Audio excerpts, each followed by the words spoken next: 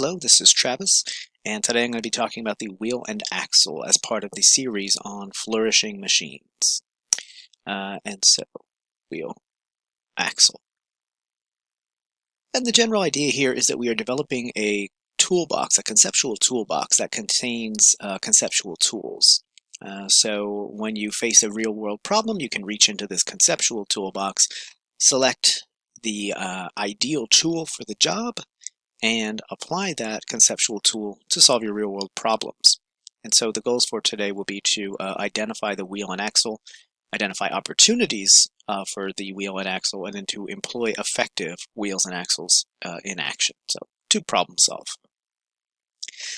So as an overview, what we are going to have so we're looking at the wheel and the axle. So it's a combination of these two things that allows you to, one of the most common uses of the wheel and axle is to deliver a force over a greater distance in order to lift heavier loads over a shorter distance. And so what we can do then is look at this in action. So some of the advantages. The way that I'm asking you to conceptualize the wheel and axle is on this model of there's the wheel and there's the axle, right? So there's the wheel and there's the axle. And you're going to have two options. So you can either turn the wheel or turn the axle. So if you turn the wheel, the idea is that you're going to do easier, longer action for slower, difficult progress.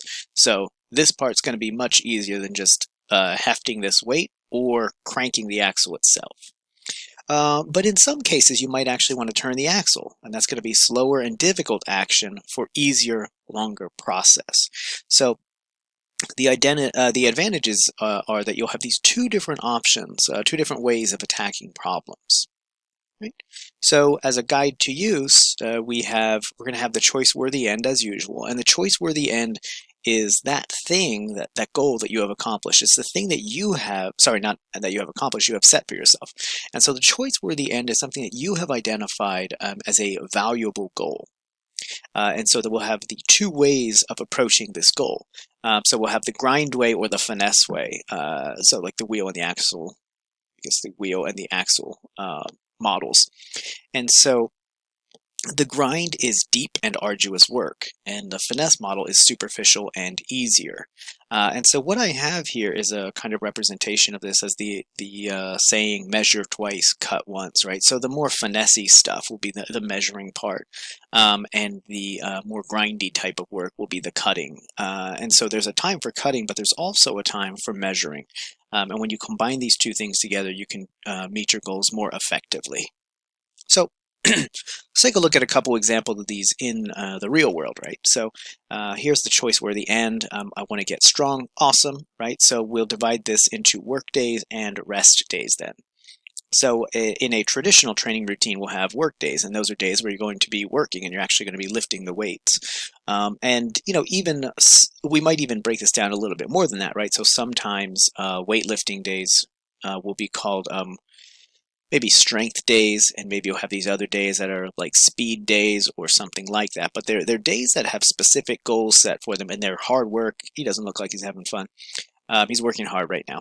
And then we have these rest days, and these are rehab and prepare days. And the idea is that you don't, so you need the work days in order to become strong. But if you simply do work days, then you'll just quickly beat up your body, and you won't be able to recover, and you will actually get weaker than you would have gotten otherwise. And so we need these days that are rehab and prepare days, so we can roll out our muscles and make sure that we are recovering. We're getting rid of the pain in those muscles. We're getting them ready to do the hard work next time around. And so it's both of these pieces working together. And then the idea here is that there are all these different tests that we can do in order to determine, hey, is today a work day or a rest day? And maybe I'll talk about that a little bit more in the future, but I'll give you two quick ways to do this. There are high-tech ways that involve, looking at heart rate variability and things like that, but let's put that aside for now. So two quicker ways to do that. One of them is you can do just a flat hang where you reach down and stretch and see how far you hang down naturally. And you compare that to your normal baseline. And if you are really inflexible in a given day, You might do a little bit of prep work and then check again. And if you're still really inflexible, it's a sign, not a perfect sign, but it's a sign that you need more preparation. So you should probably not go hard that day. You should probably do rehab and prepare. And another one is where you do the same thing. You establish a baseline with your vertical jump, and then you test your vertical jump. And if you're jumping well, it's time for a work day. And if you're not jumping well, then it's time for a rehab and preparation day. So again, you kind of use a little test to figure out which, do I need the wheel or do I need the axle? Is it a work day? Is it a rehab and prepare day? Earning and spending, if the goal is financial stability, then at some point or other, you're going to have to earn money. And that could be doing your grind on the job. So I have grind in parentheses, just this is people say, this is something that people say. They say, I'm on the grind, I'm working out, I'm doing my job, I'm doing whatever. It doesn't have to be grindy kind of work, but it's in this case, it's I am devoting myself to the job. I'm doing that today. I'm making money today. And then there might be times where spending is actually the thing to do to become more stable, more financially stable. So there's earning and there's spending. And spending the money could be, in addition to all the other things that you need, you may have to invest money, or you may find that investing money in certain things rather than other things makes better sense, right? So once you earn your money, you can become financially stable by saving some of it, by investing some of it, by putting it into stable property and things like that. And so I don't have a kind of neat, litmus test that you can apply to what you should do, but there's a general rule of thumb, which is roughly 10% of your net income. So after you pay your bills that are required for the month, 10% of what's left goes immediately into some kind of investment. And it doesn't have to be savings, it can be investments. Okay, and that's probably a better idea. And then so this is something that this comes out of the work on, or the research on deep work. And the idea is that you can come up with these work blocks and play blocks. If the end goal, the choice where the end is job success, then you're going to have some bouts of work. You won't be successful at the job unless you do the job sometimes. And that can be, so in the case of academics, because that's what I do, deep work is the research and the writing stuff. And so you may not want to set a full day for deep work, especially research, because that would be an exhausting task. It may not seem it if you're an outsider and don't do this, but if you do some deep research, sitting there doing that for more than a couple of hours is incredibly exhausting. It's part of why students get burnt out so quickly on schoolwork. They're trying to, do hours and hours of this stuff rather than kind of targeted amounts of time. And so when it's time for deep work, and that might be a 1-hour block to start yourself off, or even a 30-minute block to start yourself off, you go into the deep work, and that's what you do. You just do the work. So maybe I set a timer when I do it, 30 minutes, an hour, whatever it is, and I do the work, and that's all I'm focused on. I'm not checking email. I'm not doing anything else. And then you can schedule a play block for yourself. And so a play block is a break from that where you do other things, mentally refreshing stuff. So I put scheduled social media breaks in here. So if you're someone who's tempted to always be clicking over to Facebook or Twitter or Instagram or something like that, and you find that it's cutting into your productivity, then schedule a play time for yourself. So schedule a time where you do that. For me, my play breaks are typically, I just go for a walk around the block, about 1,000 steps, get away from everything for 10 minutes, focus on kind of looking at the natural world rather than looking at a screen. And then you can kind of stack these. So you may say, I'm going to have 3 work blocks today, but in between I'm going to have a play block, I'm going to have a physical workout block, and I'm going to have some social media time. And you schedule all that out.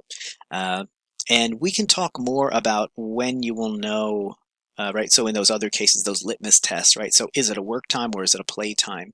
And there are strategic ways to plan this stuff out. Okay, and so if we look at YouGov's data on New Year's resolutions, again, this number represents 10 to 50. So what percentage of people reported that for 2021, this was their New Year's resolution? This was something they were interested in. And you can see that pretty quickly that some of these are going to be we're going to be able to tackle this using the wheel and axle. So doing more exercise or improving your fitness, right? So I already kind of talked through that, right? So is it a work day or is it a rest day? And when it's a work day, then you know, hey, I'm gonna hit here and I'm gonna be improving my fitness. But then when it's a rest day, you don't feel bad because you're not working out, because you know that this is necessary preparation for your working out, for your fitness.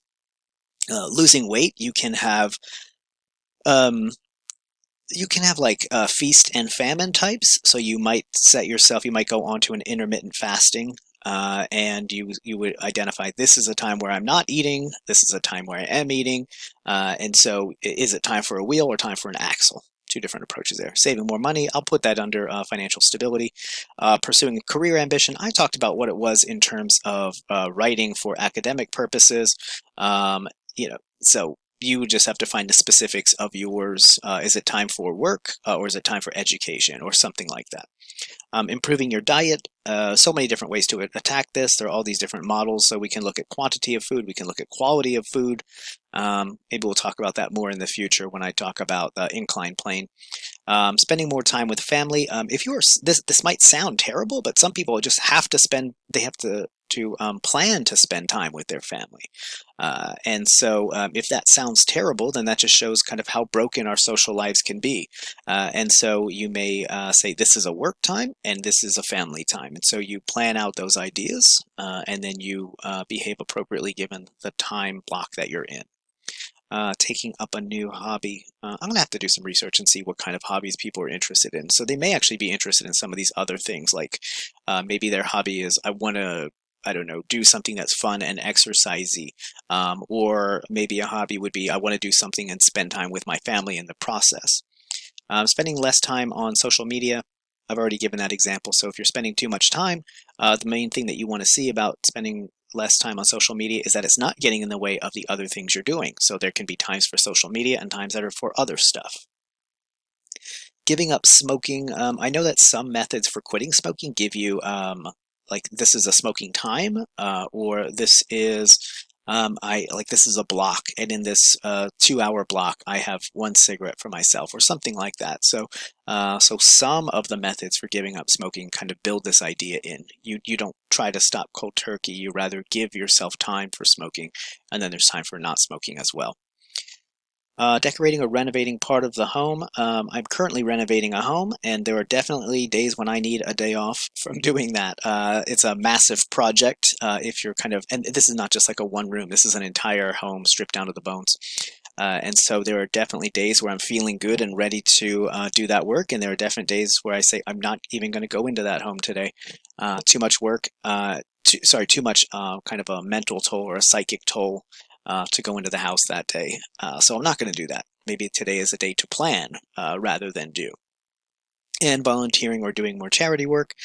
You could do the same kind of thing where you say this is going to be a volunteering weekend or a charity weekend, and maybe you set that as a kind of regularly occurring thing, like once a month.